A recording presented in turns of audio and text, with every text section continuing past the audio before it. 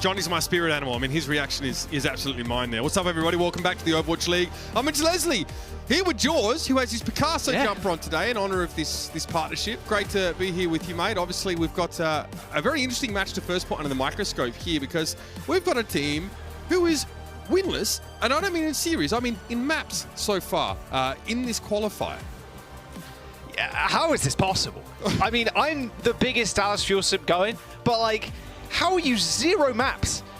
Okay, look, you played against the Shock, you played against the Atlanta Reign. Yeah. Kai exists as a human being in a server in Overwatch, which is great, and he kills everybody. That's like definitely the hardest matchup they've had so far. And then Shock have like Kilo and Prop, in fact their whole roster, which is also insane. And then they had Mikey come in and play Wrecking Ball, which is also really good. Like, it's kind of understandable, but you don't expect that from the Dallas Fuel at all. You expect them to at least get 1 or 2 maps, but like a big fat 0 is just absurd right now. Like, and then 5 and 3. Like, how is this possible? I want to scratch the surface of that a little bit when we start talking about them a bit more, because there's some reasons for this, at least we feel. The Florida Mayhem, though, I kind of like, Johnny gave us a prelude here to look out for Hydron, right? He definitely, I think he's like 3rd in a lot of the key stats on this hero so far. But I mean, Jack, he was incredibly impactful last week as we saw the Mayhem pivot to a different style, along with many other teams in the league. Yeah, Hydron's been crazy good, and you want to see this from rosters like the Mayhem, who had a very big shift in their their entire roster coming into this year, and they've also added players here and there too. They had Kariv come in because Sir Marchia was like struggling with visa stuff, and then Kariv's obviously taken a step back. They've had Sir Marchia come in. They've also had RuPaul coming into the roster too, and you're like, wow, okay, this it's a slow burner roster, 100%. Like, they're going to get better throughout the season. But then Hydron just comes out of the gate swinging on the Sojourn. He's one of the scarier ones. And like you were saying, Mitch, with the he's up there in terms of stats-wise. Like, and you expect almost the Dallas Fuel to be that way because they also have, Sparkle, Edison, Gurio too, who have like an crazy depth of heroes that they can play within Overwatch right now. But then, I don't know, man. I'm confused. I'm annoyed, and this game is going to tilt me if Mayhem just 3-0 because the Dallas Fuel on paper should be a lot better than this. Look, they had 1 loss coming into this qualifying tournament, and you're expecting Mayhem to be kind of this middle of the pack team, but now Fuel are middle of the pack. London's like gone up through the stratosphere. Like, I'm just confused. Right. I mean, okay, let's go at a level further than that, right? Because I think we're looking at Sojourn players on this Dallas Fuel team and wondering who that is supposed to be.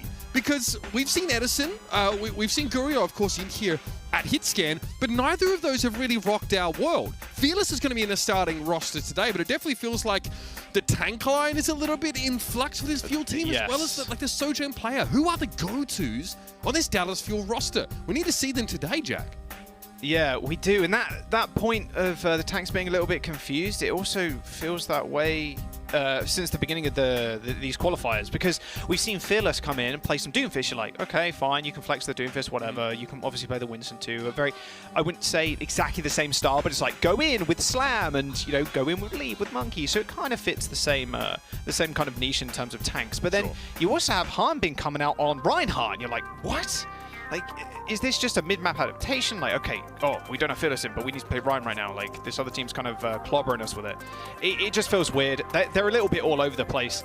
And for the Dallas Fuel backline, I think they've been the most consistent, like, for sure. Shio has been crazy good. A rookie coming into this year. I think a lot of people didn't have high up on their radar. Maybe a few people did here and there, but he has been one of the standout pieces for the Fuel, being a real backbone for the team, which is honestly what you need right now, because it's a lot of solo play in this meta, like the Tracers and the Sojourns finding off angles, finding picks on the supports. If you have those support line, if you have the support line that just doesn't die and just survives for a long time, that's normally for the better. And Chio and Field are at least doing that. I like you bring that up because on the Mayhem side of things, right, so Margit was someone we praised so highly in our kickoff clash tournament, right? But when we've seen him move to Zen, and sometimes the Brig has been in this case, seeing him pop up on the kill feed as the first elimination a little more. He's playing aggressively, so we see his Zen play also able to yield his team some of those first kills, but it's been more volatile than what we saw from him on the Iana, which seemed a little more stable. So that's something worth keeping an eye on as this series sort of goes here. As we also feel to maybe moving away from some of his go-to flex support heroes, Jack. Right out of the gates, though, it's going to be Fearless on the Wrecking Ball here. Dallas have the real rush down play with the Moira in tow. Yeesh, I don't like the Moira here. I'm going to be very honest. Like, your effective range of healing on the Moira is pretty slim unless you throw the Orb out to chase the Tracer, to chase the Sojourn or whatever, but you're also not really healing ball that much. Like, I don't know. It feels way better if you're playing the Zen or you're playing the Brigitte in this instance. Someone's on the Doomfist, so a slight change, but look at Village just getting completely bullied. The Lamb just does so much in this comp. Yeah, look at Fielder. I mean, he had this fade forced so early in the fight. Someone was just able to follow him up, clean him up indeed. Someone going to flatten Gurio here, and Dallas Fuel get absolutely Goomba stomped in this first fight. Yeah, I mean, well, oh no, they use their fade. Well, I guess we kill Fielder now because he can only use one orb, has a little bit of self-heal with the right click, but that's about it. And well, what does RuPaul do? Oh, there's a really cool ability that maybe should be an ultimate called Lamb that makes you immortal. Oh, it's got a really long sick. cooldown though, Jack. It's very balanced. It's like very true. It's like 18 seconds you sat there without immortality. So how do you survive? I will say though, Fade is one of the most powerful abilities in the game. In vulnerability, you're invisible, you get speed boost, and you get a jump. So, but if you fade that, if you force that out, you die so quick in Overwatch 2. It's kind of a kind of a whatever. How about the whip shot there, which sent Fearless back down to the low ground and gave Hydron their space to just pick Sparkle out. Again, we're seeing these Tracers fall up against Sojourners. I mean, that instant kill potential with the rails, so punishing. Gurio, though, at least is able to respond here. The Mayhem are now down a player. Ooh, yeah, rough stuff. Yeah, if you have someone dying super early on the fight like that, the Mayhem really can't do a whole bunch. Like Checkmate and Hydron, yeah, they're pretty mobile, but you need to have someone in the front line just causing a distraction, forcing cooldowns out of Fielder and Chio. And now Fielder switching over to the Ana. We got to kind of mention that. Way better for this kind of comp. Like, you're nanoing Fearless. The bio grenades are absolutely huge, especially on people like someone who's now switched over to Zarya. Okay, I was going to say good for Doomfist, but Zarya a little bit less so because of the bubbles. Yeah, okay, so, I mean, who receives the bubble from someone here? Gurio getting an early pick-off. So Dallas in a great position here. Someone's already used the self-bubble, so this could be a bit nasty. We'll get back to that, though. It's going to be an Ant Matrix in the back line, and that allows RuPaul to claim Gurio. Sparkle just sheepishly trying to shepherd the bot forward and then at least be able to equal the Mayhem's total. But Checkmate's picked off Gurio. It's going to be a nano boosted Fearless trying to start something up here, priming into the back line, but Checkmate gets rid of the back line himself. Yeah, feeling pretty good if you're Checkmate there. That was a nice play by Sparkle, though, I will say. And the Dallas Fuel's tempo was fairly nice, too. They knew they're going into the window there. You're going to die. Gurio is going to fall, so Sparkle just put himself on the robot, pushed it forward, got the lead, and then they engaged again with the nano. Hoped to find something, but you can't really... It's like, okay, the Tracer popped off. She hit Pulse. Like, you can't really account for that. Checkmate is another person that has been very, very good for the Mayhem. Very consistent Tracer player. Beat to start, though, for the Fuel. In they go. They're going to push up. Sparkle not benefiting from that one, but it doesn't matter because Gurio is able to make short work at an immortality field, and Chio piles on him with the rest of the fuel there. Dallas look to try and start it up, and again, Jack feels like they've got a bit more of the ability to set the pace now with this Winston setup, but let's be honest, this is a kickoff clash composition, and they just shoehorned Sojourn in. Yeah, I think you kind of can do that, though. Like, let's be real. Like, Soldier and Sojourn, yeah, they're filling this same kind of role of you want to be able to flank and get away from things. Soldier has legs, and Sojourn has just the power slide, which you can get to the high ground. That's true, that's true. A lot of people have legs. What a surprise. Checkpoint? No, they're good. All right. All right, here we go. Gurio going to have the overclock here. Hydron going to reciprocate. Someone already using a self-bubble and takes a big hit. Having to use both of those, and yeah, necessitates an immortality field. That's going to be easily picked off as Gurio able to clean up there, that disrupt the shot, claiming the Zarya, and Dallas able to push a bit further on here. Jack, maybe it's a slightly antiquated composition in the context of the league, but it's getting results. Who knew? Fearless was going to Winston and Fielder's going to Ana. Oh my god, no way. Like, this comp, I think, is the best thing for the Dallas Fuel to be running right now because Fearless is so good on the Winston. Now, they're going to be able to play fairly close to the spawn. Nice force to the traps already. Yeah, but Gurio overextends, maybe not expecting a Transcendence there. If he was, maybe he would not have just piled on in there. So as a result, the Immortality field lets the Mayhem just weather that storm and crack back at the fuel. Not the worst thing in the world, I'd say. You're still going to be able to contest before Mayhem get to the front spawn, right? The pushing point, I suppose. Yeah, the barricade, whatever you want to call it. But with the grab and the Ant Matrix here, it's going to be fairly tough. Fearless needs to pop a big Primal Rage. Ideally, as soon as that grab comes out, you pop the Primal Rage when RuPaul opens the window, bash people away from it, and hope you survive that Graviton Surge. Either that, or he jumps in it, kind of like tanks the grab, but you're not going to survive against that window damage. There's just no way. Keep an eye for Fearless here as again the grab. setter. Okay, where's the grab? Bubble thrown up. Pulse bomb on the outside of the bubble, so that's not going to get anyone. Only Chio being lost there is huge. Look how low someone is. Their mortality field gets cleared up by Gurio. Great awareness, and despite getting grabbed, it's the Fuel that come out with an overwhelming win in this fight. Yeah, that pulse bomb I think landed on the shield, either the outside or the inside. If that lands onto main tank, sorry. Let's go. Nice little right click, nice little right click. You can smile, Fearless, it's all good, it was a good play. Yeah, that was a really nice pulse initially from Checkmate, but it didn't actually land on the Winston. It was on the outside of the bubble, Jack. Yeah, it's like that's the one tool you needed. Yeah, Fearless tanks it, and he won't survive against the window, but RuPaul's window just gets actually negative value from the high ground, unfortunately. Sparkle with Pulse Bomb, though, can set this fight up pretty well. And he's looking. Make no mistake here. Maybe forcing Daya bubbles out early if possible. That's the immortality field awful early. So Margin's able to get inside of it, but it gets taken down immediately. And that Pulse Bomb now is a redundancy and nothing more. Someone's out of bubbles here. Sparkle looks to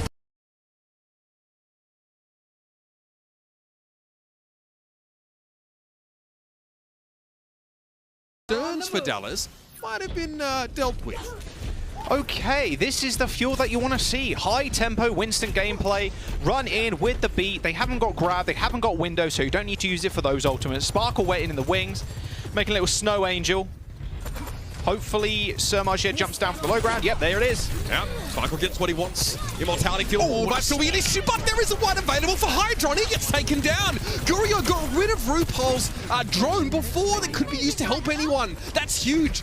Dallas, when they can set the pace, look like a completely different beast. And what is this Zarya already doing against them? The grab fluffed, it completely fizzled, and it's a switch to the Doom now. Yep, Nano Boost onto Phyllis in the spawn. They need to be able to touch. A couple of meters to go, Mitch.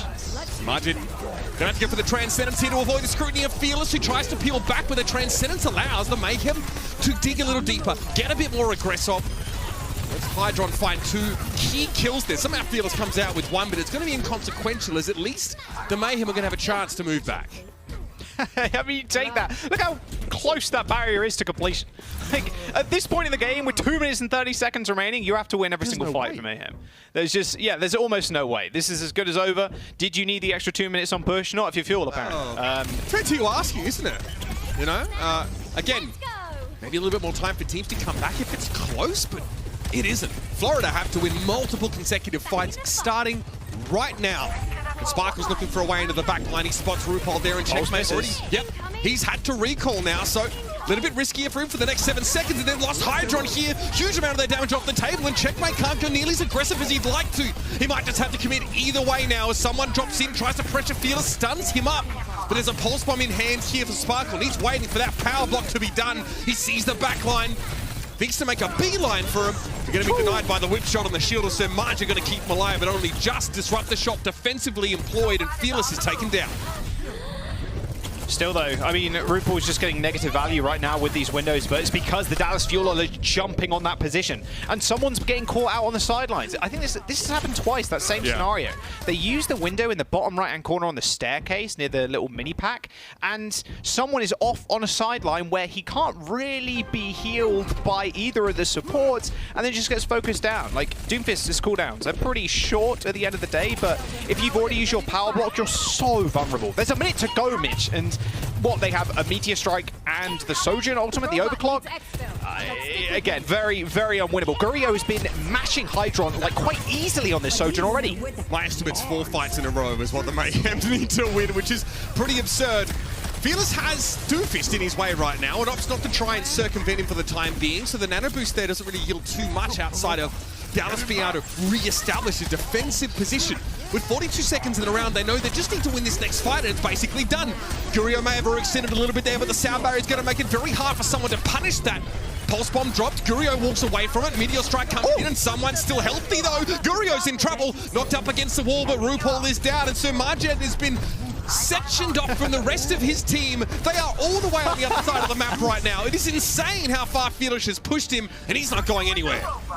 There's a little smile that I wanted from Fearless. Yeah, how did he manage to juggle a brick that far back into the enemy spawn? They're going to leave the robot here and it's basically done. There's no way anybody touches, right? I mean, the Tracer, you got no blinks because you triple blink out of spawn. Doomfist gets the touch. Okay. Manages to get it in. Just a brief moment. Like, they had a second remaining, but it's done. The team's getting branched in the meantime. Yeah, that's the issue. Someone. Source. Oh, Hydra gets a kill on Gurio, though. There's actually something here. Maybe winnable, actually. Okay, look, it's a checkpoint at the very least. The butt scratch is going to give Dallas a lot of time to get back. Sparkle's not inclined to give up this ground. Oh my, that's filthy. Checkmate just gets rolled there. Recall for Sparkle. Hydron could be in some danger here. Probably wants to connect a rail, but needs to charge it up at the very least. And it looks like the Fuel have opted to cede that checkpoint and regroup fully. Okay, I feel really bad now. Maybe it's not winnable. I don't know. maybe it's winnable for the Mayhem. They have Rally and Pulse Bomb for this next fight. Dallas flew through everything because they thought it was the last. Already, Hydron's dead though.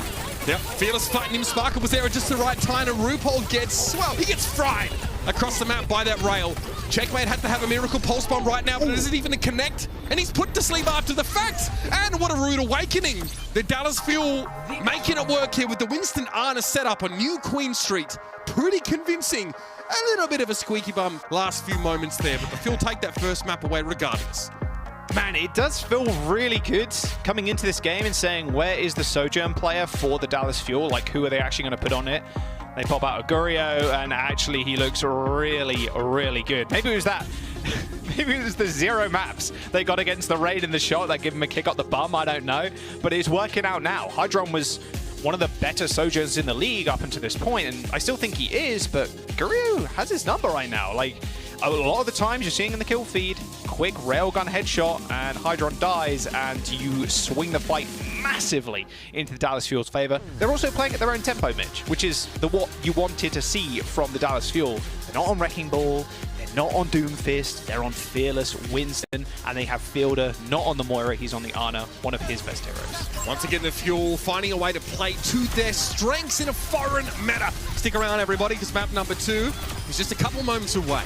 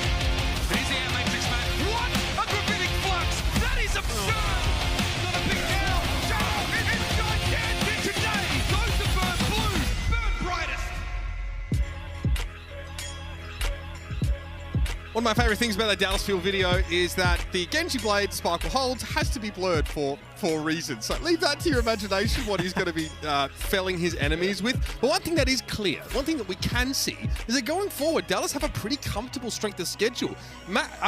Jack, yeah, there it is, number one. Nightmare first week for them, right? We already talked about that. But their performance in the kickoff Clash qualifiers counts for the Midseason Madness, and there's a good chance they can win out from here, especially if today goes well.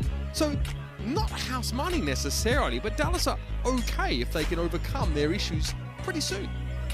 Yeah, I mean, madness, right? That's I think that'll be the key word for the day. They're against Florida Mayhem now, then they are up against Titans, then they play New York, and then they play London. London match is potentially going to be a gigabanger. We'll have to wait and see. Yeah, just the way London into performs their right now. all the time, right? Exactly. Yeah, so it'll be interesting. But the next few games, you'd say, okay, on paper, yeah, they're going to win. So having that very, very good early start to the season has just worked wonders for the Dallas Fuel. Although saying that, being upper map and using this Sojourn in a comp they're extremely familiar with, it's boding extremely well for the Dallas Fuel. They've had a rough couple of last games, not taking a single map. So, and you can say, yeah, sure, they're against the best Sojourn currently in existence in Kai for the Atlanta Reign, and they're also against Shock, who's incredibly versatile now with the addition of Mikey. And they're low-key onliners, let's be honest. Yeah, low-key. Good definitely success low-key. online. Maybe high-key, we'll see, see later.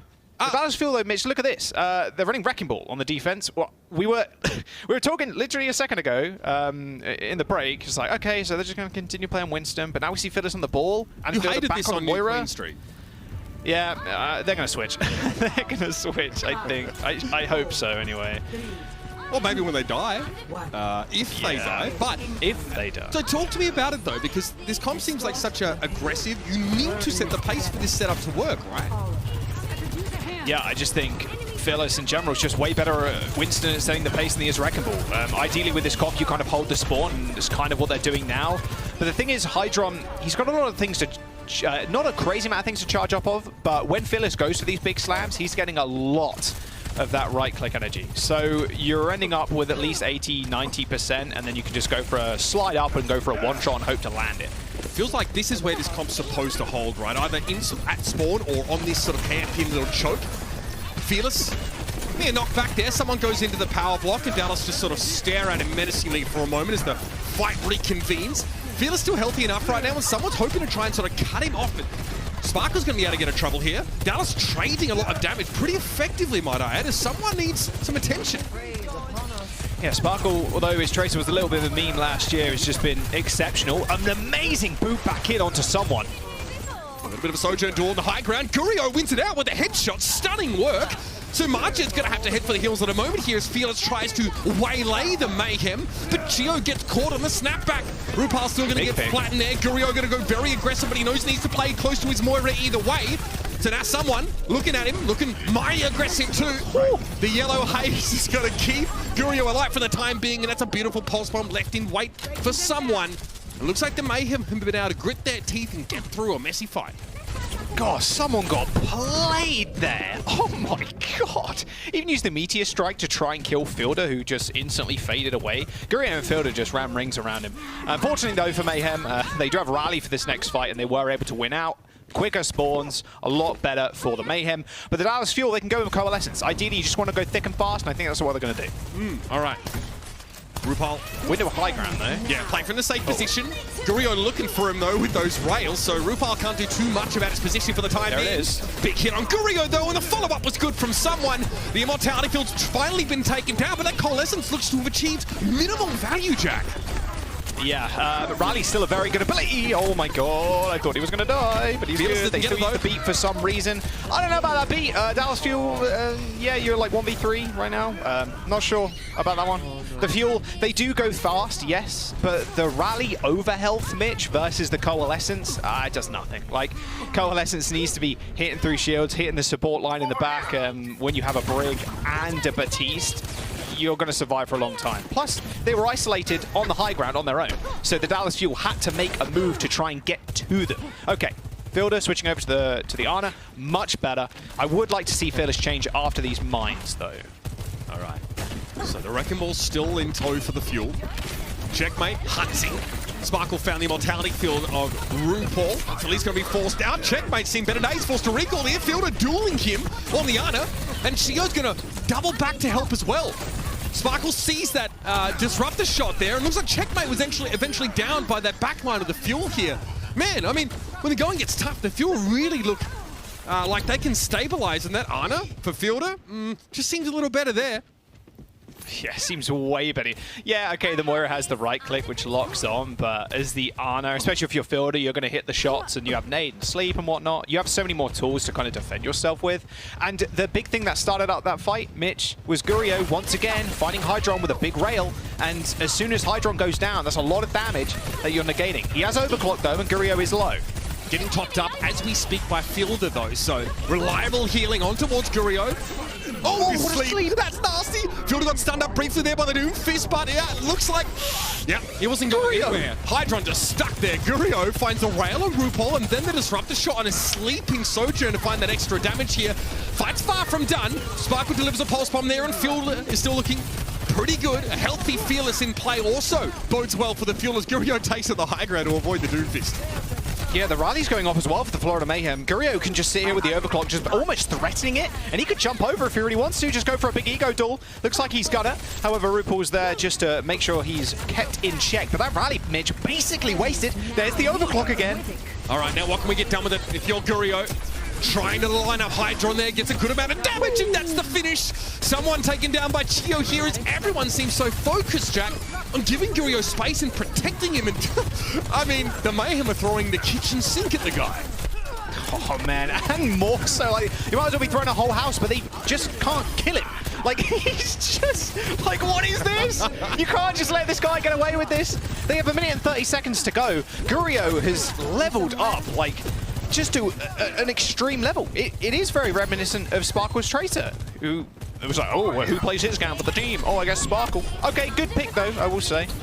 Had to be there though, didn't it? Checkmate had to find purchase with that pulse bomb, getting rid of Fielder, crucial. And I think someone just wants to get some card progress for the time being here. Florida lean a little bit heavier onto the fuel now, obviously in the absence of that Ana. It looks like they're going to crumble. Carry down, Gurio dies. But it was a good pulse bomb initially from Checkmate to kill Fielder.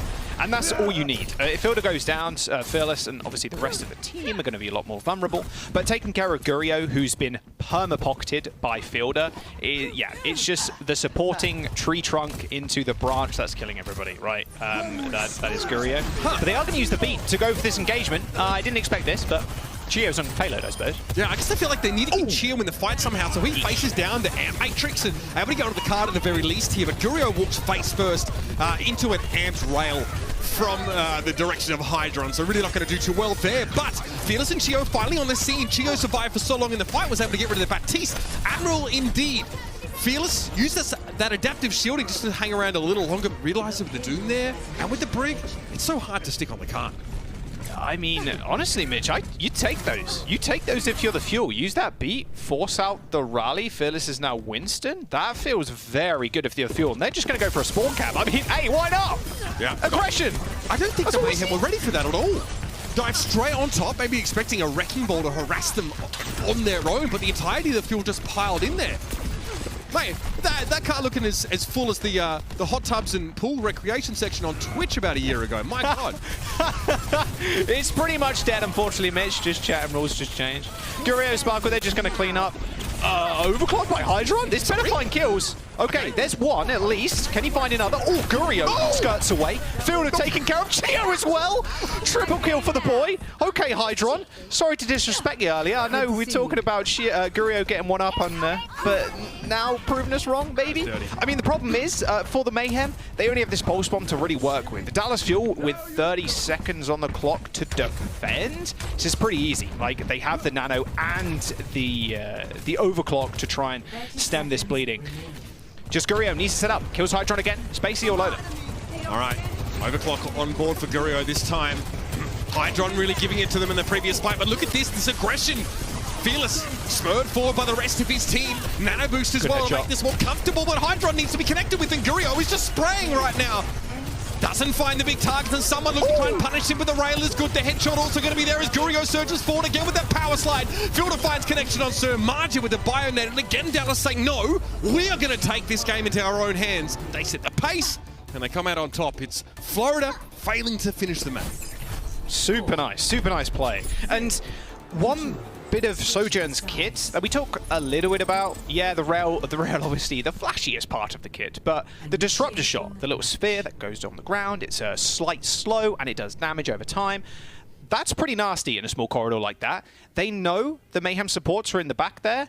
You jump Fearless up onto the high ground with the nano, force them in the corner, and then you hit disruptor shot, and then everybody just melts. You have so much like AoE damage, it's nothing the healers can deal with if you're the Florida Mayhem. Really nice from the Fuel. Please play the Winston. Don't play the ball on first. He's gonna play the ball on first. Maybe he changes, but I mean, I'm curious. If we're putting ourselves in their shoes, what's the justification for Fearless playing ball for so much of the map and then sort of switching to Winston? Yeah. I feel like Winston was applicable in all phases that the ball also is.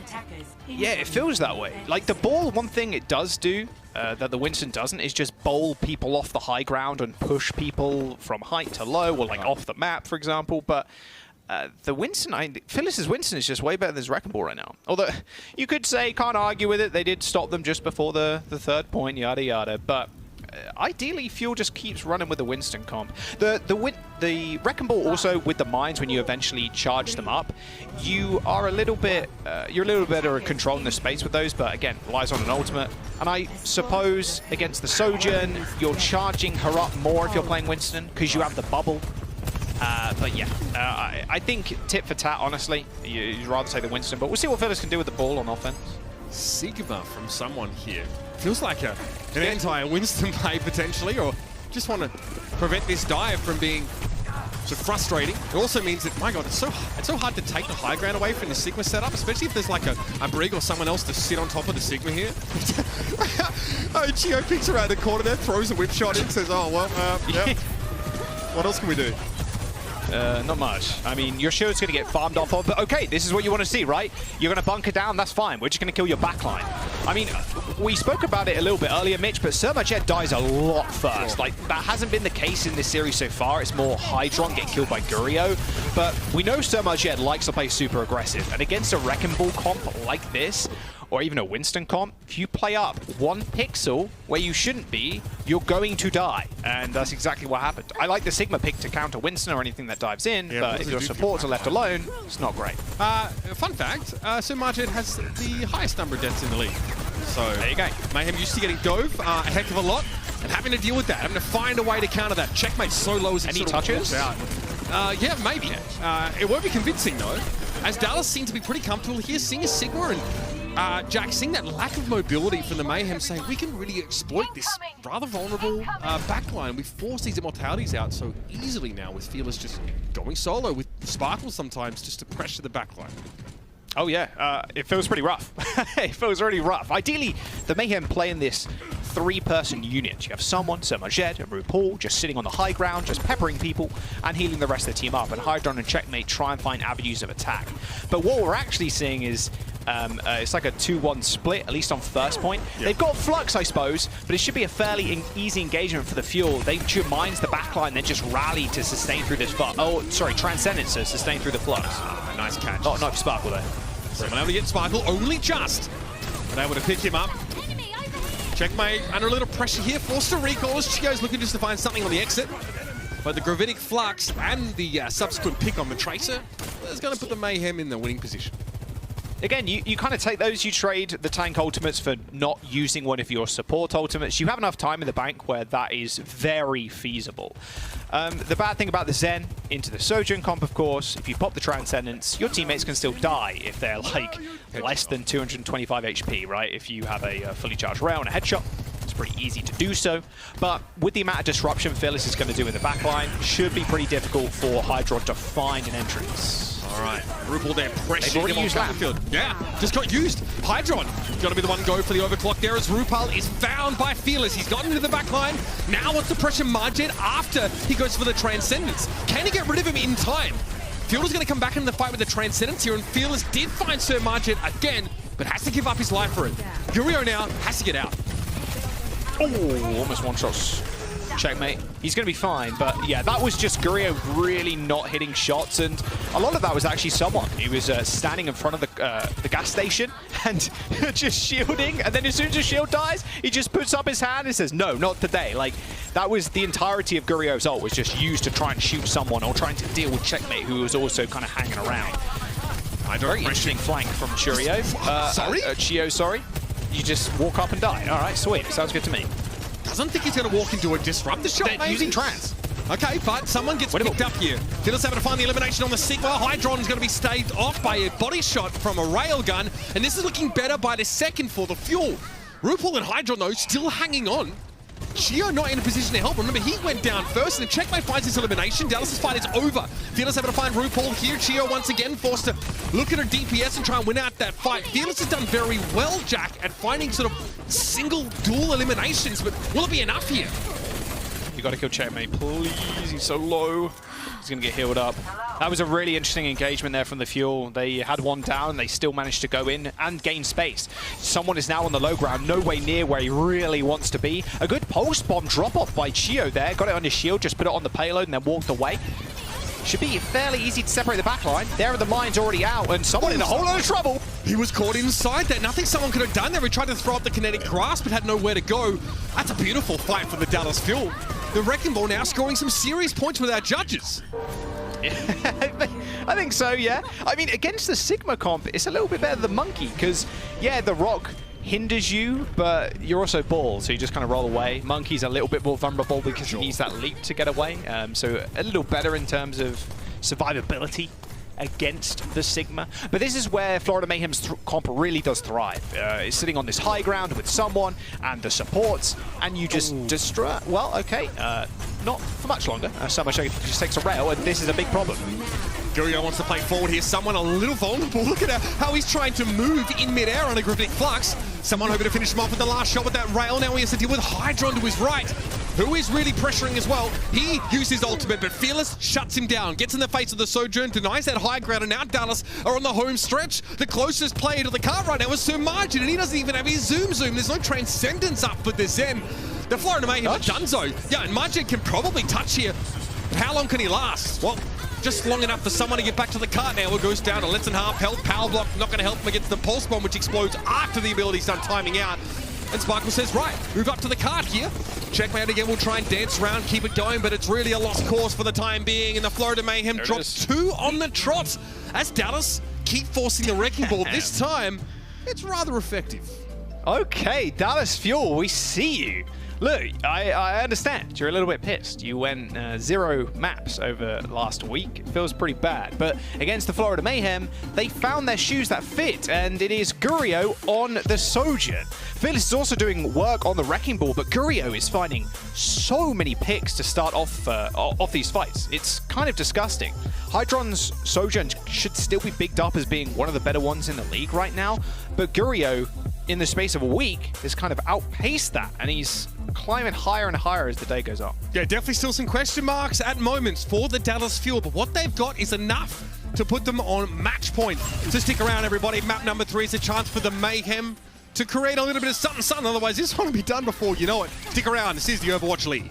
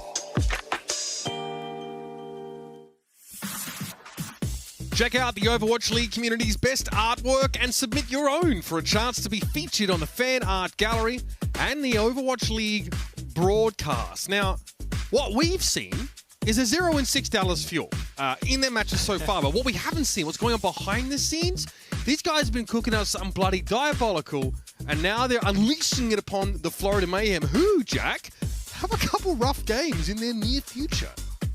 Yeah, we talked about Dallas Fuel. They have Titans, they have New York, they have London coming up, but Florida Mayhem, this is where the pain starts, I think. They have the Dallas Fuel right now, and then they have Shock. Then they have Boston, but then they have Glads. Like, it's a rough schedule. It's exact opposite almost of what the Dallas Fuel have. So showing up here obviously is going to be quite big.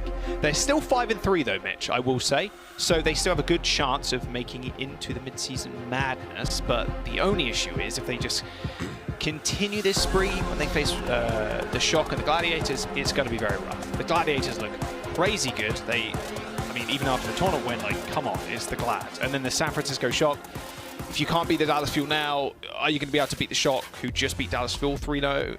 Probably not. But I will say there are some signs of life still. Hydron's Sojourn is still very good. And I think someone being in the roster for the Mayhem has just been an unbelievable boon. He can play so much for the team. And I don't think it's going to be Ryan for someone, but it could be. And I think that's one of the strengths of the Mayhem right now, is someone's ability to play basically everything. And Sigma, too, most importantly, who's been quite meta over the last couple of weeks. And how important it has been, especially against these Sojourn comps that love to flank, love to get on the high ground behind you and destroy your backline. Are you sure we might not get a Ryan here? If the Mayhem are... A Ryan? Maybe. Rush would be good. If the Mayhem are reading Dallas sort of continuing to stick to, you know, like a Winston or maybe even Wrecking Ball-based composition here on defense. We've seen Sumaji obviously play Lucio. Has been since RuPaul's sort of been in this starting lineup. He's very aggressive. He's really active on Lucio. He's got a lot of control, for example. Yeah, maybe it's the perfect hero for it. Okay, so this is kind of throwing back to the London Spitfire. First team to sort of show this look now, and curious to see how it plays up against a Winston defense. Yeah, I mean, the rush has been fairly good since London managed to pioneer it, and closing the gap is sometimes a little bit difficult. Excuse me? Wait, was Sparkle in the painting, just hiding? Like, what was that? Nice sleep, though, when RuPaul does end up dying and Shio finds 2 kills. Okay, better lose the player with this. Someone stops by to give him the password to the Gryffindor dorm room and then slaps him with the bloody hammer, you know? I didn't even think he realized he was there. That's ridiculous. I don't think Sparkle knew where he was. Like, he was just in the corner. Oh, yeah. I don't know, but at least the Mayhem managed to find a couple of picks off the back of this. Chio did do a lot of damage, but what you want from the rush comp, Mitch, is a lot of space. And they're granted that by those picks that they got later on in that engagement. And wow, Checkmate finds another kill. Guerrero just got pressured. Checkmate took the long way up to the high ground to get rid of that Sojourn, and now the Mayhem are in. This is exactly where you want to be. You're playing a Reinhardt-based composition. You have control of the point, and the defending team are forced into the fringes of the map. That's perfect for you. Wow. Sparkle finds a sticky bomb connection to Hydron. But unfortunately, will be brought down by Sir Marjet, and the Mayhem prevail on point A. I think what the most interesting thing about the Dallas Fuel's comp and the way they've been playing over the last couple of maps is that it doesn't really work here. King's Row, predominantly a Rhine map. Like, Rush, even obviously Goats, but like, where you can play Rhine, this map lends itself to it. Very small streets, very few flank angles that aren't easily closed, the gaps are closed. You have a Lucio that can just speed you around. Oh, Guerrero's on the sidelines, that's fine, we'll just run in. And that's exactly what someone's been doing, it's just charging in. Oh, Hydron caught off there by Fearless. Marjet went deep though, and so did someone. Both will be punished for their hubris, and now Fearless is going to start to move back. Returning serves. Yeah, the checkmate situation is not a good one again. He can't freeze the Primaling Winston anymore, so it's a little bit more dangerous, and Fearless showing off some of those sparkly mechanics. Yeah, he's still very good at Winston. Still very, very good. But the problem is, again, you can't hold that space. Yeah. Because you have to play... Yeah, you have to play around the May wall. You have to play around the speed boost. You have to play around someone just existing as Reinhardt. Pretty tough, but they do have Nano. Oy, okay, Fielder going to give that one away. Blizzard going to be thrown down, and all the sleep doesn't catch someone. Someone gets into the backline with a shatter. Fielder is going to be wishing he had that one back. Chio down to the fire strike. Fearless able to rouse a bit of a rabble in the back line, and Gurio chimes in to get rid of someone eventually, but Dallas definitely come off second best here. Yeah, Mayhem look really good, and that's the aggression that the Dallas Fuel was showing them over the last couple of maps, was just diving in, just running it down mid. And the Florida Mayhem, because they're playing the Ryan versus Phyllis's Winston, the only thing really stopping that is Fielder. He's hit a couple of sleeps, and it's afforded them a bit of space and a bit of time previously, but if he misses that sleep, what's going to happen? Someone's going to be in your backline, shower in your face. Sound barrier there. Good timing from Chio. Sparkle was stunned up, and again, someone careens into the enemy team. This time, though, he is going to be brought down, and Checkmate's going to come out of Ice Block to a rude awakening, tries to throw himself down under the warm rays of that immortality field, but Fearless is going to deny anybody that kind of protection. Dallas again are able to crack back here, and someone, man, he goes real deep to start that fight, playing super aggressive on the right, and the Mayhem don't come up with a checkpoint. Yeah, that beat was massive from Chio there, making sure everybody can survive. And Fearless has another primal. Like, they just had one in the last fight. But now the Florida Mayhem are running up on a beat. Ideally, you just want to wrap around the Dallas Fuel and take control of the payload. It kind of looks like that's what we're trying to do, but Fielder, you're not escaping this one, Sonny. Self-bio, sleep on Checkmate. Are you kidding? Sparkle to the rescue. He got there. He has to give up his life as Hydron's able to find the disruptor shot, but still Fielder actually gets elimination and comes out on top. Dallas able to save the key healer. Someone now on his own on the card as the rest of his team are forced back. Someone obviously not getting the memo here. Gurio charging up a free rail as the Mayhem once again have to give ground. How do they keep getting away with this? Oh, nice kill on Sparkle. Big old right click. This should be an easy fight win here. However, Nano on Fearless. Fearless gets Nano, no problem on the horizon for the time being. He's able to get outside of that Blizzard. And now jump back to his team. So Immortality Field down. If they can top Fearless back up, there's some fight here in the Fuel still. Hydron, looking, yep, for that overclock. Doesn't need it to finish off Gurio, who slides into where a health pack would have been.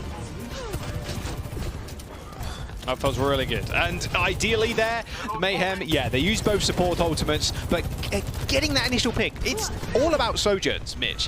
Whoever gets that initial rail kill first ends up swinging the fight in their tempo. Mayhem, this is their best point though. Very enclosed. They can use Blizzard. If Hydron gets high ground, Dallas Fuel gonna have trouble. Sparkle has got copy, but he's killed by Hydron again.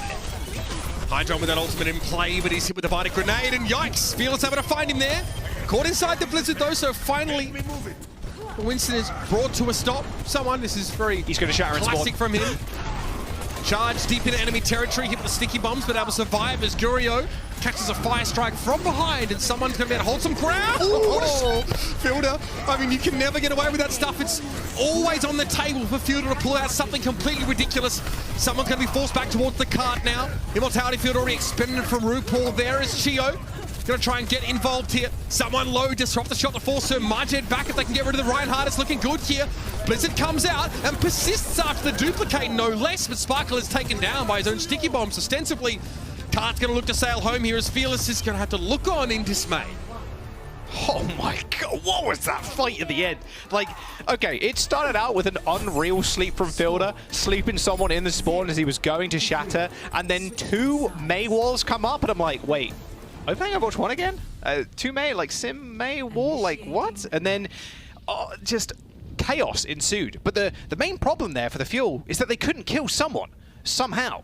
RuPaul and Sir Majed were keeping him alive in that fight, and he was just swinging. He was on no HP. He didn't care if he had 2,000 health on his shield. He put it down and was just swinging at Fielder in the backline. And at that point, Fuel needed to touch, and it all kind of snowballed out of control. Sparkle did end up getting a Blizzard from the duplicate, but no one was in it. Like, Florida Mayhem's backline was so far back at that point that they were just spamming heals on someone, just completely impeded. And the Dallas Fuel end up losing that point. This is the kind of composition that the Dallas Fuel, I think, maybe you kind of want to switch over onto offense.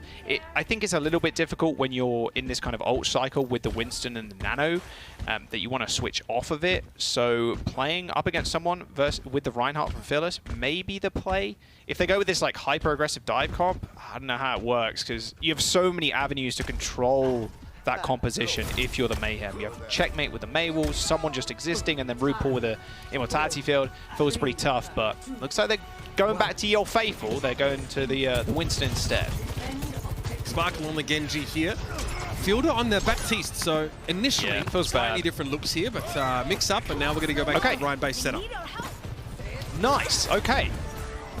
Just completely mirror comps. All right, skill matchup now. So what you want to see.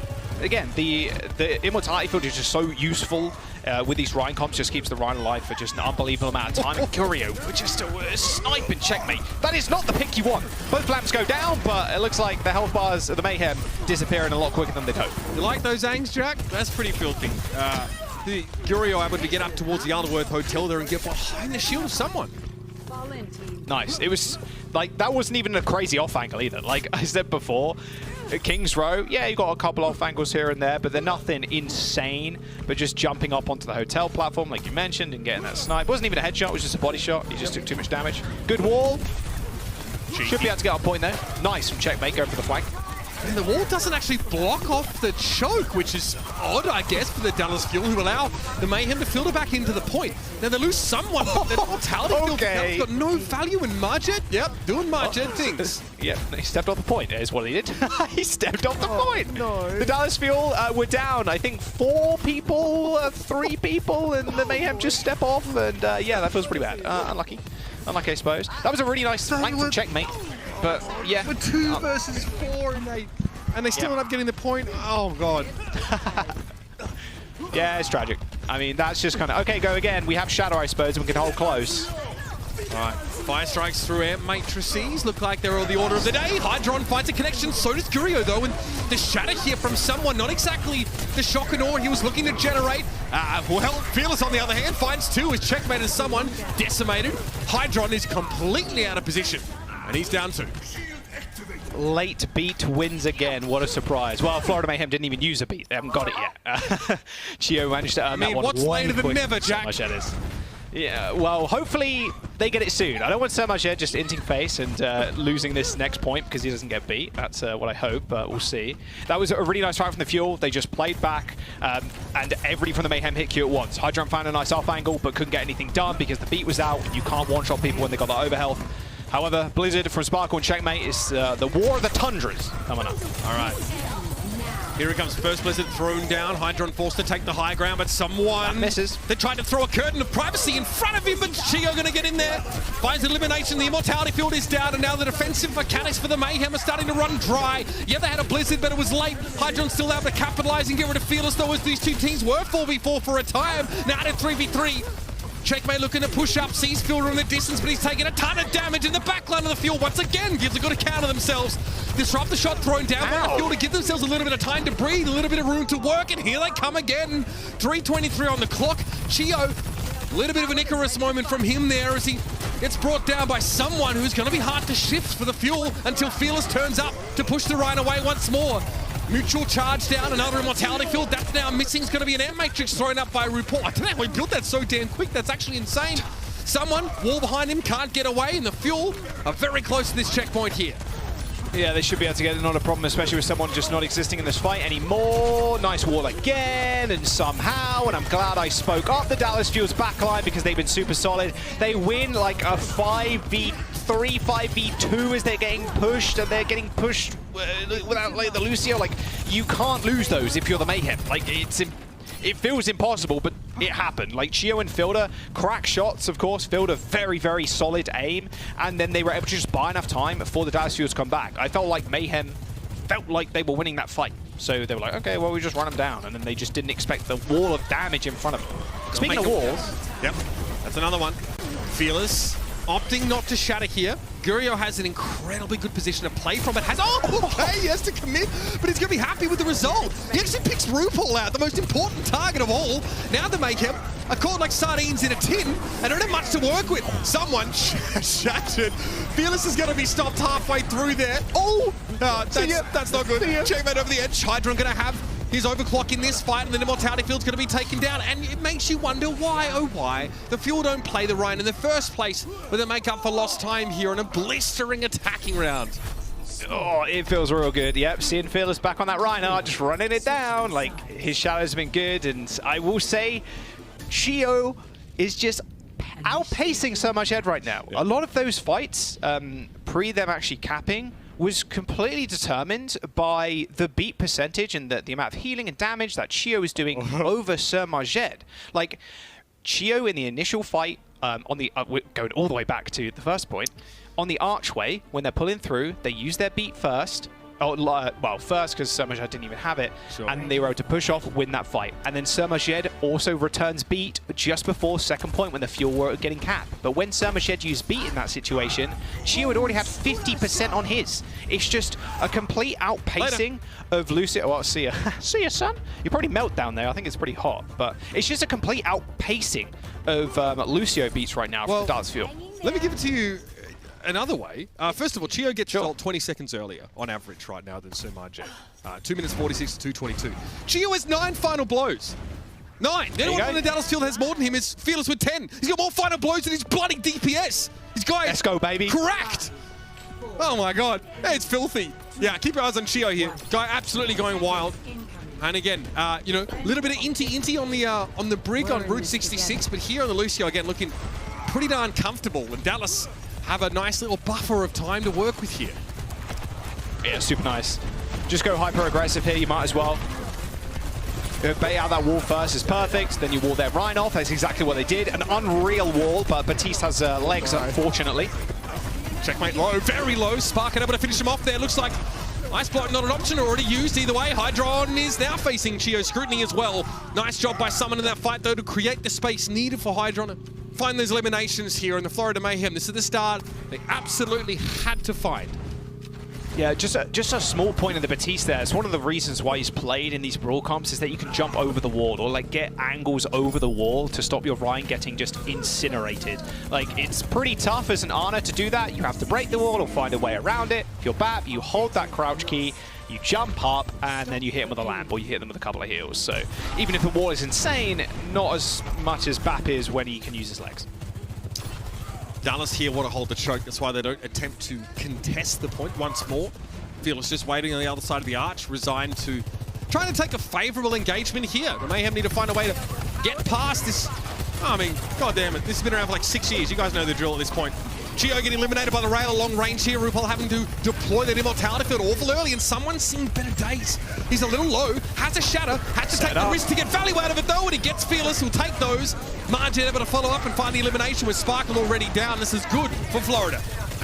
It's real good, real good. Okay, so let's go look at beats now, because we talked about it a little bit beforehand. Sir Majed 20% away, Chio 50% away. On paper, Florida Mayhem, they get this beat here, they're going to be able to run over and potentially cap the second point. But the Fearless, all they need to do is just run in, clobber a couple of people, hit a Shatter just before Majed gets beat. It's a Shatter versus beat scenario, or Shatter versus, Blizzard versus beat scenario. So Mayhem need to come back here. Dallas, they've got ults to spend. Do they do it wisely? Do they even need them? Gonna be that Matrix that powers up the railgun from Gurio, and the charge is beautiful from Fearless. He bowls RuPaul over, and Gurio finds a connection, choosing now to leverage that ultimate, and Dallas will stop the Mayhem here. Admirable push for Florida, but Dallas have a heck of a lot of time to equal it. They needed the beat, and he died at 99%. Oh. Like, that's how you win that second push there after the archway. You build up enough ult charge, you use that beat to stop Shatter, Blizzard, whatever, and win the fight proceeding. But the Dallas Fuel just picks Sir Majed off.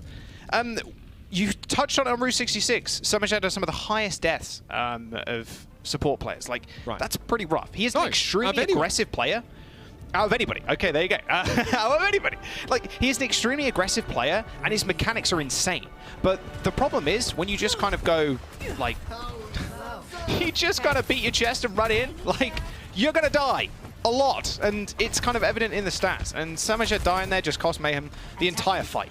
The Dallas Fuel, it would have been fairly easy if they staggered their ultimates, which they kind of did. They would have needed to if Sir Majed survived there. Stagger the Shatter, stagger the Blizzard, use one first and then the other a little bit later on when the overhealth has faded away. But you don't need to do that when the enemy Lucio dies instantly. And that's one of the, I guess the little criticisms of Sojourn right now. Sometimes you can't tell when she's 100% charged. Like, what do you mean? You can never tell when she's 100% charged. You literally cannot tell. You you just kind of like walk around the corner. Is she charged? Don't know. Coin flip. I'm dead. Unlucky. Like it's pretty tough. And with how they've doubled the sort of width of the projectile that Rail is, yeah. I mean, you're seeing our pro players with incredible aim. They've trained for much of their lives, hitting them with utter consistency. That's why I said the floor is just like that high for these Sojourn players. No, I mean, Dallas are getting smoked here. They got nothing to say in this fight. Nothing at all. Nice headshot. Again, signing off the fight with the Sojourn Railgun. Not bad, not bad. Look at that ult disparity between Hydron and Gurio. Like, obviously you died first. It kind of sucks. But 2.5 minutes, it doesn't feel that bad if you're the Fuel being real.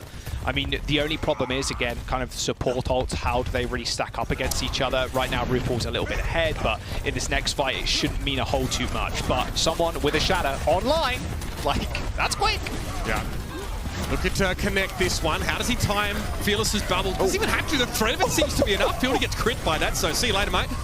Charge there from someone. He'll clean up Fearless as well. And again, it's a fight where Dallas gets zero kills. This is perfect for the Mayhem. It's okay, he used Shatter, like, woo! But the problem is they have a Window, which they can stall with or, like, destroy people with. And keep in mind, Window with a fully charged railgun shot, one shots DPS and supports when you just hit him in the body. So, not something you really want to stand in front of, but it's also not the most powerful ult when you have a Lucio on the other team. Hydron, wow, disrupt the shot, and ideally in a location that Fearless couldn't escape from, and now but perhaps the trap has sprung. Checkmate has to ice block here. Oh, okay, I like the idea. Fearless tried to get through someone's shield, but looks like he was failed to do so. Couldn't even crit someone there in that case, so pretty sloppy for the Dallas Fuel. Look, they get a couple eliminations, but oh god, hardly worth it. Yeah, if that Shatter hits, it's, yeah, like fight winning, but if it doesn't, then you look like a fool. And unfortunately, in that instance, yeah, Fearless look kind of a fool doing the 180 Shatter, like look away. The Mayhem, again, another couple of great walls from Checkmate, used one fairly early on, and then the entirety of the Dallas Fuel split up. Fearless couldn't see the rest of his team, and then Checkmate walled him in with someone just swinging away. Hydron wants to play forward once more. Again, it's the Mayhem that look to try and set the pace here. Chio has a beat. Looking for a later one here. Can they keep Fearless alive? No, Chio gets frozen before he has a chance to use it. And Dallas Fuel get washed away again. Okay, okay. Don't worry, guys. They use B. Oh, they use Blizzard. Just don't get sniped by Hydron. Challenge. Maybe impossible, we'll see. But look, they're going for an extremely aggressive push. Like someone's just hiding. Oh, Splinter Cell moment.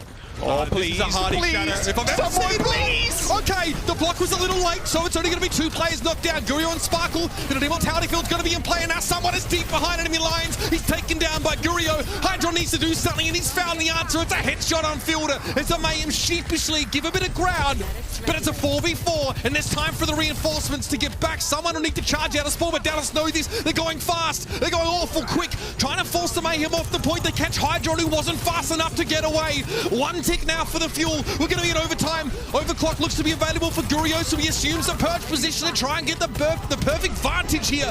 So Margin a concern, sure. Going to be an amplification matrix thrown up for the Mail. Going to shut that down for the most part, and Gurio is still holding onto this for now. He doesn't need it, in fact. Margin's down to a headshot. Fielder finding Checkmate, and Dallas against the odds have done this. And Jack, it's possible the Mayhem can't even hold the choke. They die so long late in the fight that they have to give up that ground. Yeah, unbelievably late. Plus, they have Dallas Fuel have Shadow, they have Window, they have the Overclock, but they don't need to fight in this choke point. Yeah, it's way more beneficial as the Ryan comp, Mitch, but you can play back. It's only 1 fight. You know the Dallas Fuel have ults coming online. They used that beat fairly late in that fight, ended up winning, and now it's just a race for the Mayhem to find ults. If Hydron finds a big pick, he either Fielder or Chio or Gurio, literally anybody, they could be able to win, but he's already been spotted out. Gurio connects a rail, slightly weaker. Now Hydron looking to try and punish here. Throws a disruptor shot into the midst of them here. Okay, no value from it. Here's the Blizzard from Sparkle. Can he catch anyone? Yes! They got the Reinhardt! And here goes Gurio. He explodes forward now to try and punish the Florida Mayhem. Yeah, we're in overtime with the Fuel again. Move the battle lines forward. This may just be one chance, one last opportunity. And Hydron's waiting for a bloody health pack to spawn in the back line. Is there any chance of touching? I can't believe this has happened. Hydron gets there at the last moment. But, I mean, there's a rage quit from the bloody coach, the Florida Mayhem. Oh, no! A stunning hold on point A, and it just all falls apart. It's a pink Jenga tower, Jack. just toppled right over. They had it in their hands, Mitch. Like, they just play back. They play safe. Hydron tried to go for this ego flank. I wouldn't say, okay, not an ego flank, but like this big flank to try and pick off someone from the back line. Like, a quick, swift headshot would have ended the entire match for them, because then the Florida Mayhem could have used their Lucio speed boost to run them down. But the problem was, he got instantly spotted out, and then he became useless because the Fuel turned the corner. His range was just completely negated, or like his line of sight completely negated, and you can't do anything as your Sojourn, which is the main tool that you need to pick people off at the very beginning of fights. Like, super tough. Good start from the Fuel though. Brand new week, and they look like a brand new team on the Sojourn comp. Good heavens, leave us on a cliffhanger. Why don't you? I kind of wondered, you know, at points during that map early on, so do Dallas have the ability, have they practiced like a Ryan-based comp? Can they just sort of switch to that now in such a hostile environment for Dive? The answer is yes. It makes you wonder how this map would have looked at the beginning if they'd come out on the Reinhardt. But look, the Florida Mayhem have a really great defensive hold. They're on point A. It seems like their Maywall setups were really good. Both of these teams are showing us some more dimension. The difference is the road ahead for both these rosters is vastly different. For Dallas, it's comparatively smooth sailing, or at least easier opponents on paper. For the Mayhem, they need to continue to level up. They need to do more than get 3-0'd by the Dallas Fuel, regardless, Jack, of how close that last map was. Yeah, like they're facing the Shock and the Glads before the Midseason Madness like kicks off. They've already been 3-0'd by the Dallas Fuel, so not off to the best starts. They can still claim a game off of Boston Uprising. Sure. That is very doable, but you're still already down a series already. Like, doesn't look great. And I don't think they expected, well, I know Custer didn't expect this game to go this way, because he was the only one on the desk to predict the Mayhem.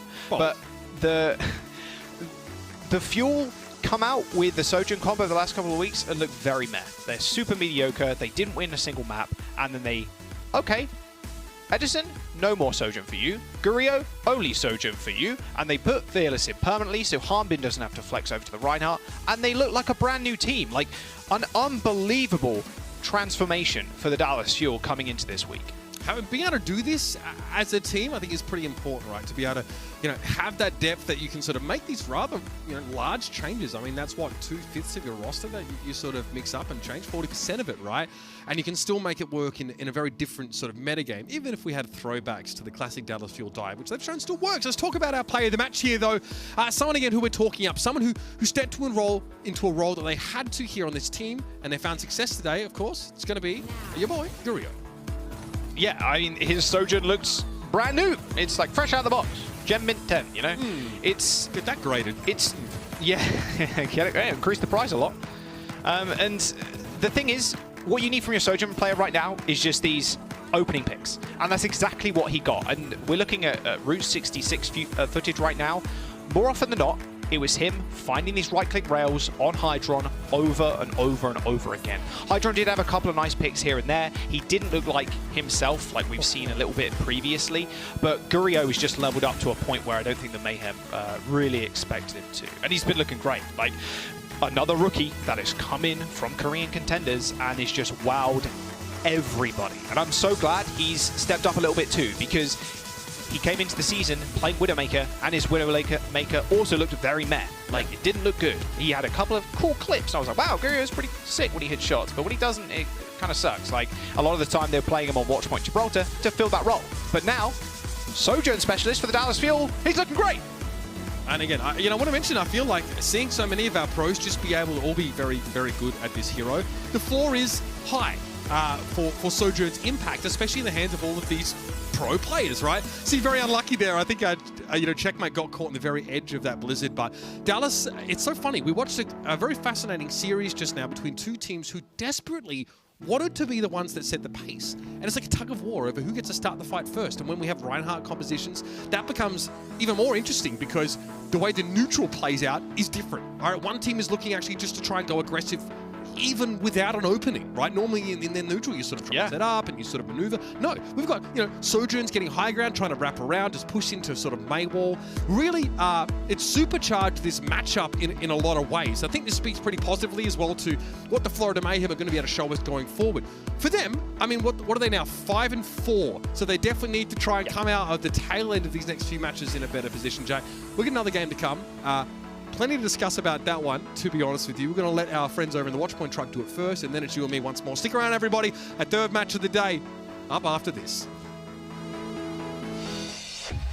The Overwatch League is brought to you by Upper Deck, the official trading card of the Overwatch League. And by TeamSpeak, the official voice supplier of the Overwatch League.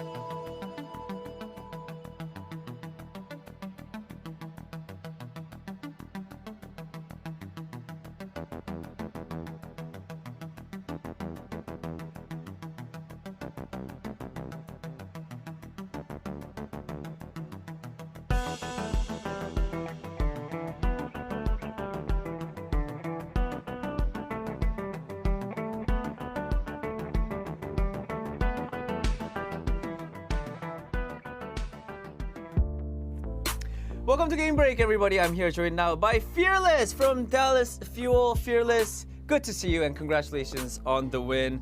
I mean, I feel like you guys, everyone, I think you guys, the team, also the fans as well, really wanted Dallas fans especially really wanted this win because, you know, you guys last week, things really didn't go that well. You guys had 2 losses, so going in, I think a lot of people were a little bit worried about Dallas, but you guys got the win. So I want to hear from you, Fearless. How did you prepare for your match against the Mayhem, knowing that you guys already had 2 losses? Were there any like burdens, or were you guys worried about the match at all? 자, 첫 번째 질문은 일단 오늘 승리 너무 축하드리면서 솔직히 말해서 저도 좀 달라스 팬이기 때문에 좀 긴장을 많이 하고 봤던 것 같아요. 오늘 경기가 아무래도 이제 2연패에다가 좀 이제 우리 달라스 팀이 잘할까라는 좀 걱정을 좀 많이 사람들이 했던 것 같은데 그래도 다행히 오늘 승리를 거두시게 되셨습니다. 오늘 메이햄과의 감사합니다. 경기 좀 어떻게 준비를 하셨나요? 일단 저희가 꼭 메이햄을 생각해서 이렇게 준비를 막 한 건 아니고요. 그냥 저희가 제일 잘하는 걸로 하자. 그러니까 우리가 그냥 서로 제일 잘할 수 있는 거를 해보자 해서 일단 그렇게 준비해서 그냥 평소대로 연습한 대로 그냥 한 것 같아요. Alright, I mean, you know, there's really nothing we specifically prepared for Florida Mayhem, but you know, we wanted to play how we used to play, how we always play during scrims and practices. So we went with something that we are comfortable, something that we are confident in. So I think that is, I guess, one of the things that we did prepare against the Mayhem. Let me follow this up real quick. So you said you guys, you know, it wasn't anything specific. You guys sort of went with compositions that you were comfortable with. Was that the reason why you guys sort of switch around comps a lot last week? 방금 그 말에 좀 더 제가 좀 질문 하나만 더 덧붙이자면은 좀 이제 좀 편한 걸로 이제 경기들을 하고 싶었다고 말씀하셨는데 그 이유 중에 그러면 이제 어떻게 보면 저번 주에 좀 굉장히 많은 조합을 굉장히 많은 수의 조합들을 좀 굉장히 빨리 이렇게 좀 많이 바꾸셨잖아요. 특히나 저번 주 경기들 같은 경우에 그런 이유가 이제 좀 어떻게 보면 좀 우리가 편한 조합을 찾기 위한 좀 그런 거였나요? 저번 주에는 그렇게 한 게 저희가 편한 조합을 찾기 위한 건 아니고 사실 저희가 성적 스크림 연습할 때 그 조합을 막 사용했을 때 성적이 나쁘지 않았는데 대회 때 다들 긴장하고 이래가지고 잘 안 됐던 것 같기도 해요. 사실 그냥 그렇습니다. Right. I mean, the reason for switching out a lot of our comps last week was because, you know, it wasn't really we're searching for a comfortable composition. It was more like we ran a lot of those compositions in our scrims, and we found a lot of great success in it. But it was just that on match days, we were a little bit more nervous, so we couldn't get the results that we wanted. All right, I am going to actually end the interview here. Fearless, thank you so much, and also congratulations on the win. 자, 이걸로 인터뷰를 마치도록 하겠습니다. 의석 Fearless 선수군 오늘도 너무 고생 많으셨고요. 감사합니다. 감사합니다. Thank you so much. Fearless, no waves. What is that? What has changed? So, It was some serious question. okay, it's just not the vibe we're going for. I don't want to. No, actually, I was ready to be like, I totally forgot about it too.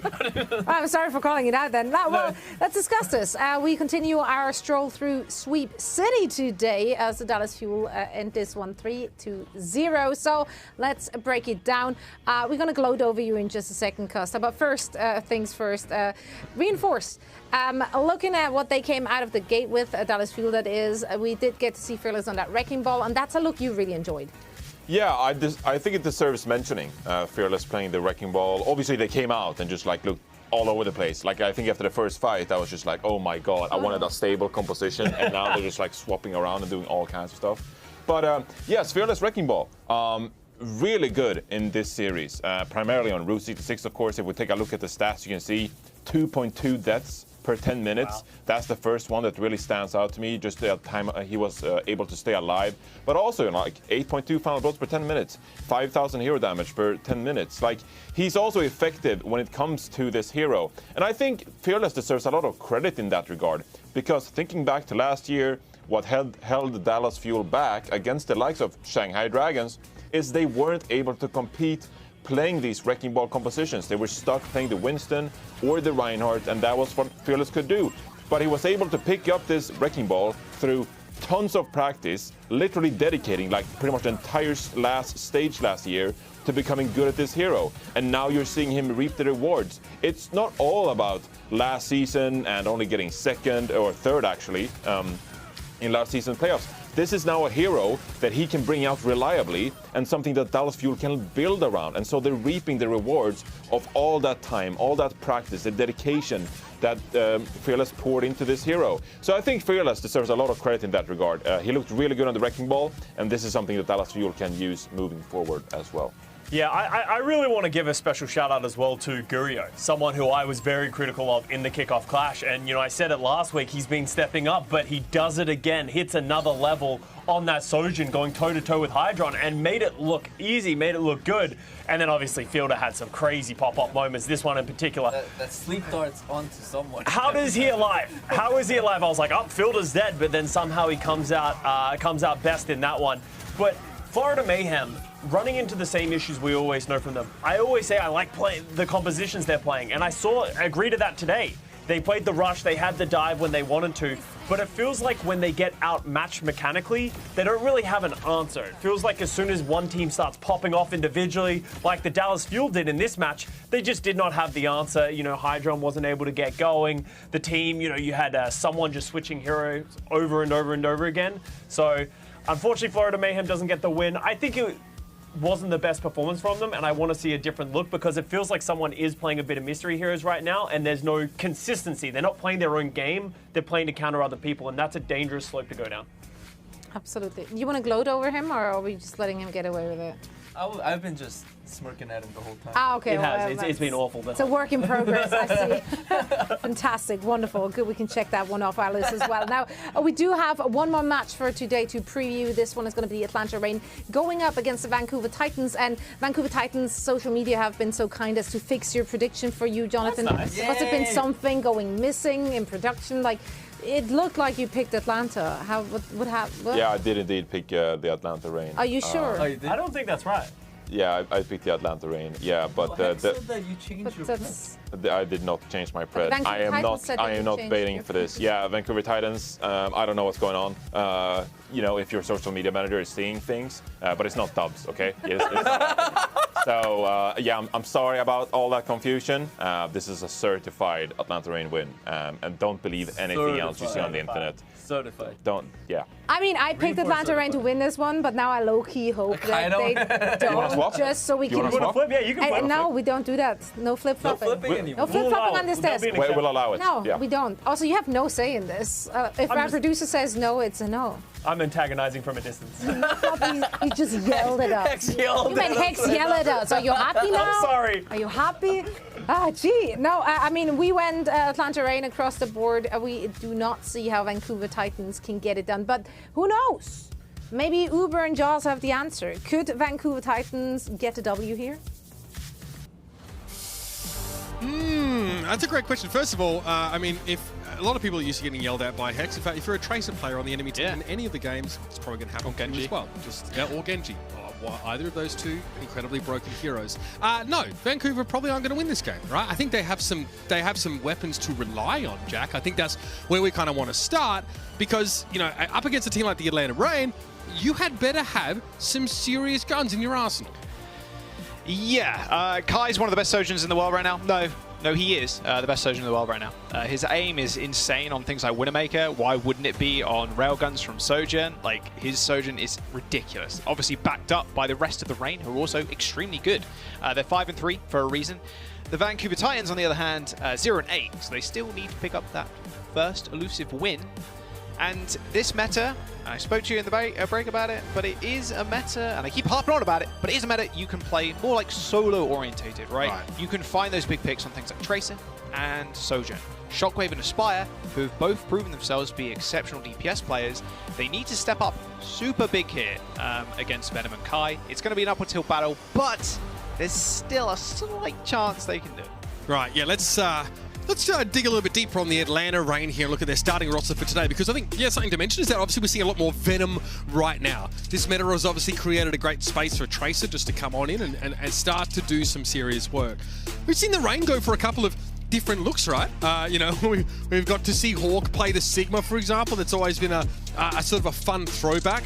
With the Atlanta Reign here, obviously, look, fire in their bellies coming away from Texas, but I mean, they had a pretty good start to this Midseason Madness qualifiers, right? And you feel like they're pretty well positioned to have the same, if not a greater level of success in this meta now when it's predicated, frankly, just so heavily on what your Sojourn can do.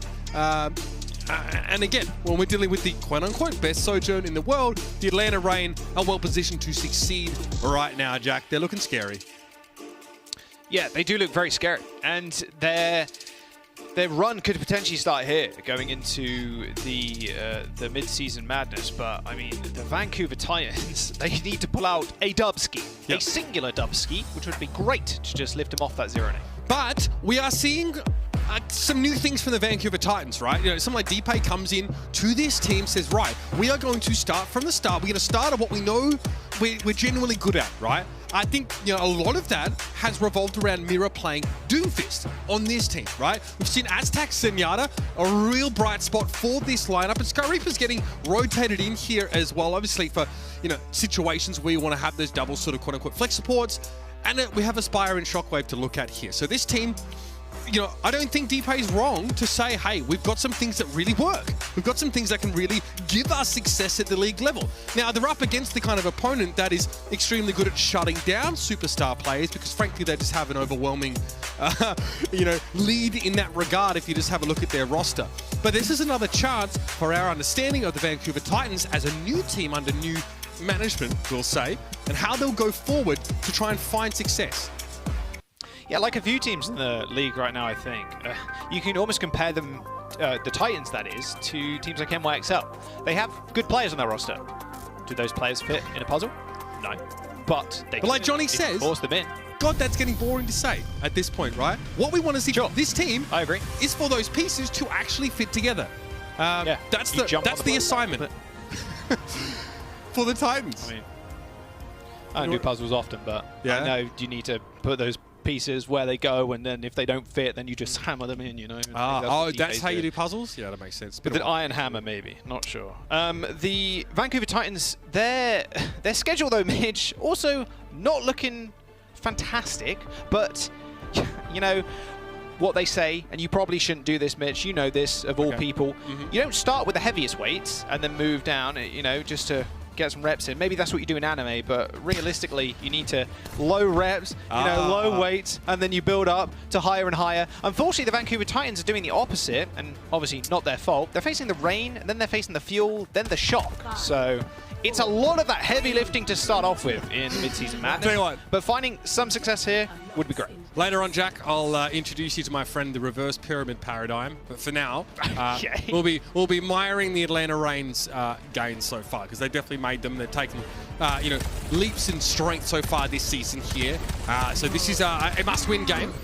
Again, I feel like, you know, Vancouver could be a trap team to a lot of teams that go up against them if they underestimate them, but that's not the Atlanta's style. They just want to beat you soundly and show you no mercy. So that should stand them in good stead here.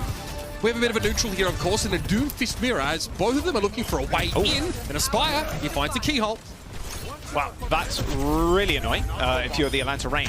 I was going to make a comment that I don't really like Sombra on these maps because they take a long time to actually find a position and set up and get ult and stuff like that. But if you have a Spire who's an exceptional Tracer player and you also have a Discord Orb, that person you've hacked takes infinite damage and they will die very quickly. It's something that OG, sure, he can play around with the lamp, but it's not going to survive long. Like, you need some sort of peel. But good start for the Titans, taking care of Ultraviolet first. It's going to pressure out the range just somewhat. Well, we picked up Shockwave at the start of this game, and, you know, didn't give Aspire all that much airtime, but his Tracer is pretty insane. The hack on Venom, ooh, good hack. Love that from Shockwave. He was waiting for the Trace to try and make a play, and he just makes it so easy for Aspire to win in that mirror. This is a great start for the Vancouver Titans here. They're getting good value out of Sombra, and that's a stick that Kai would sooner forget. Man, that was a really, like, big brain plays from Shockwave there. Like you said, just waiting for the Tracer to attempt to go back onto the backline after regaining all of your health. Like, Venom drops down, he gets instantly hacked, and oh, no recall. You're okay, well, Aztec's dead. But at the end of the day, the hack isn't really much of a hack anymore. It's more of an interrupt. So if you kill them in that brief window, yeah, it feels pretty bad. Shockwave already finds another kill in Ultraviolet. He's spawn capping him, Mitch. Yeah, this is not good right now for the Atlanta Reign. A pretty poor start. Venom's able to find another one here, but he's the only member of his team that's really been able to have any impact. Oh, I mean, Venom. the rest of them are 0-0. Trollface? Trollface? Pinching hand? I mean, like this is the most annoying thing about Push, I think. If you have this Tracer player that's very annoying, like a wasp, like a mosquito flying around your head like Venom can be, you can push the bot back and troll the other team because that bot moves incredibly quickly back to your barrier. EMP available from Shockwave though, Ultraviolet's in his sights. Remember that upfront % health damage, that'll be there from Goodbye. Shockwave. Look at his health bars, just disappear.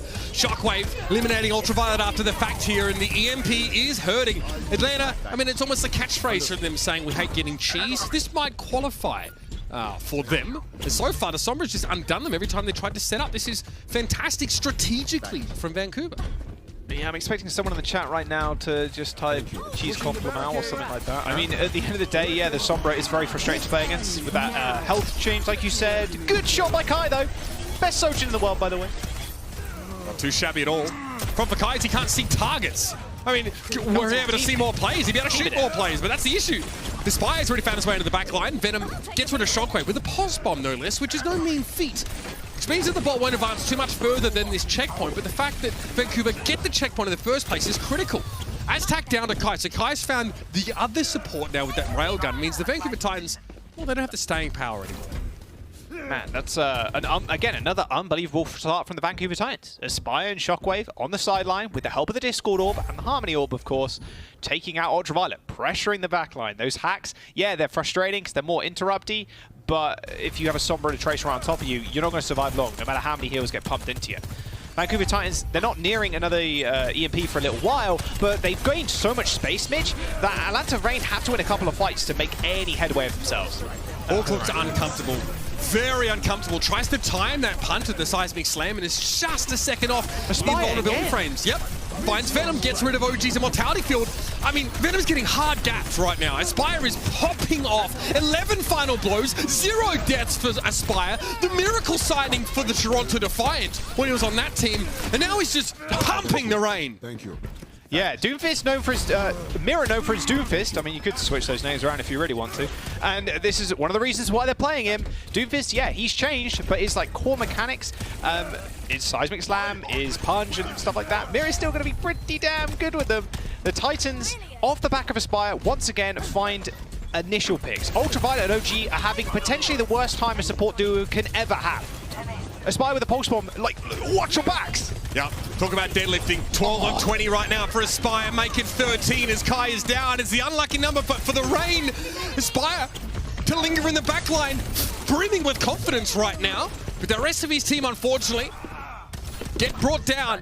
He's looking to try and find a little bit more here, but oh my God. And look, you know, Aspire, so many of these are solo killed, right? Shockwave has 7 eliminations, but Aspire's like 18 of them here. So the Tracer really generating just solo kill potential right now. And Venom, who's vaunted as being the next coming of the Tracer God, on this team is getting absolutely stomped by it. EMP available from Shockwave. Like I said, solo carries right now is what the Vancouver Titans need. That's what they have on their roster, Aspire and Shockwave. He's not playing the Sojin, which I'm kind of annoyed about, but CMP could be big. Window can get deleted from this. Oh, man. Yep, goodbye. And OG pops instantly. He was banking on staying inside that immortality field. That was ripped away, and so for his final moments, Kai, yep, dominated, and Mirror, I'd be calling an audible there as well myself. Beautiful stuff from Vancouver. Let's go, Titans. Oh my God, let's go. It's always the game where we're so certain they're going to lose. It's always the game where we start, oh, they're done already. This is incredible. I just can't believe we called it off. Just get out 1v1 versus Venom 2. I mean, he's just outpacing Venom to such a state where like Venom cannot even touch the backline of the Vancouver Titans right now. And look at this swap up that Atlanta Reign have made, Mitch. They, off the Zen, they're actually going the Brink instead to try and help defend, but it ain't gonna help you. Not when it's set up so beautifully there. Nice job by Aspire, works with Sky Reaper. Mirror also gonna start pressuring here. Nano Boost already deployed in this fight. Sky Reaper finds Hawk. This is starting to turn into an absolute drubbing. It's actually a start place 30, and 15 of them originate from Aspire. I mean, this is just insane. I mean, the Atlanta's Reign logo is a phoenix, right? I mean, it's not even risen from the ashes. It's just a pile of ashes. There's nothing really left. There's 3 minutes to go, and Aspire is already in the backline. And look at this two-pronged attack. Shockwave was instantly there to help Aspire. Did use that translocator to get back, but right now the Atlanta Reign needs Summit, but Aspire's got a stick, and he needs business. He gets both supports with one stick, and he finishes up Kai. Atlanta Reign, maybe set your alarm clock. Please wake up. This is not what we expected from this team. This isn't even a mercy killing. This is a bloody extinction event. Unreal. Okay, Vancouver, it's a fairly simple approach, right? The composition isn't anything crazy. Shockwave setting up so many of these fights by shutting Hawk down, shutting Venom down, and Aspire can be relied on, Jack, to finish the job. 70 meters here and counting, 2 minutes 25 left in the round. It's going to be Aztec to hope Why is he in the back line? Not sure. Yeah, mirror down. Ultraviolet able to remove him here. See what Aztec gets with this Transcendence now. The Titans are trying to reach further, go deeper here, and Aspire's gotten rid of Ultraviolet here, but it's still the Titans on the back foot. So, interesting positioning, but still finding kills somehow. So good. Can Aspire, he's okay, and now he's nanoed. Like, the Vancouver Titans are throwing everything at their supports right now. Aztec's got a big old grin on his face in the player cam, and so he should have been dead long ago. Mitch, we have 2 minutes to go. Shockwave has the EMP coming up. Aspire's got another pulse bomb. He's charging them at ridiculous rates. The Atlanta Reign, they need to do something. OG dies at the hand of Hawk, who punched into him with the pulse bomb attached. At least they end up winning the fight, though. And with a minute and 30 to go, it's worth keeping in mind that there's still 50 meters to gain from the Atlanta Reign. And the Vancouver Titans, they can come back at EMP and then force a last fight with the robot on their side of the map, making it even harder for Reign to come back and actually touch the bot. Atlanta haven't reached that first checkpoint yet either, so the bot will stop after reaching that for a time, which could hurt the Reign here. Every EMP from Shockwave has basically yielded him an instant kill on the Baptiste of Ultraviolet. Shockwave is calling it right now. Might be time to go. Looking at Ultraviolet, only eyes for the Baptiste again. He pops like a balloon. Mirror, gonna have to get out pretty quickly there. The EMP's effects have already long since worn off from the Reign, but the pick on the Baptiste, it's huge. Venom's just punching out Z's right now. Sky Reaper lays him low, and it's looking all too easy for this supercharged Vancouver Titans. This is unbelievable pace setting from the Titans right now. I just can't believe what we're witnessing. The Reign came in to this series off of a very clean 3-0 against Dallas Fuel the other week. And now we're in 25 seconds to go, and the Reign need 50 meters to try and capitalize over the Titans. Pulse bomb available. There's a Transcendence from Aztec. Venom is getting just stopped at every section of this map. He cannot get to this backline. Pulse bomb, no connection. Aztec slaps him down. Oh, the mana boost for Zen again. The Titans banking on the durability, that extra health pool that Zen has, the power, kick, everything. Allows Aztec to be an absolute threat. In overtime, the Atlanta Reign are nothing but the ashes related to their namesake. Absolutely smoked. I'm glad they're laughing, apart from Scarippa. Smile on your face, come on now. That was an unbelievable showing from the Vancouver Titans. I think a lot of people have criticized the Sombra in the past being a very, very slow hero to kind of set up, but it doesn't have to be slow when you have Aspire on the Tracer that's following up on your hacks almost instantly. The tag team duo of Aspire and Shockwave, and make that a tag 3 duo, like Aztec with the Discord orbs. There was nothing really OG and Ultraviolet could do. They came into the season, by the way, extremely hot and like ready to go. Like Ultraviolet and OG looked unreal. But now they're looking incredibly flat. Like, it's very hard for them to get anything done. They made a compositional swap over to the Baptiste and the Brigitte to try and find some semblance of survivability, but that didn't end up working out. The Vancouver Titans, Mitch, what an impressive start so far. Maybe this is the week they turn it around. Let me leave you off with a number. Total healing done per team. Vancouver Titans, 20,000. Atlanta Reign, 12,000. These teams did about the same amount of damage. Ruminate on that one as we prepare ourselves for map number 2. Don't go far. Off to a quick break.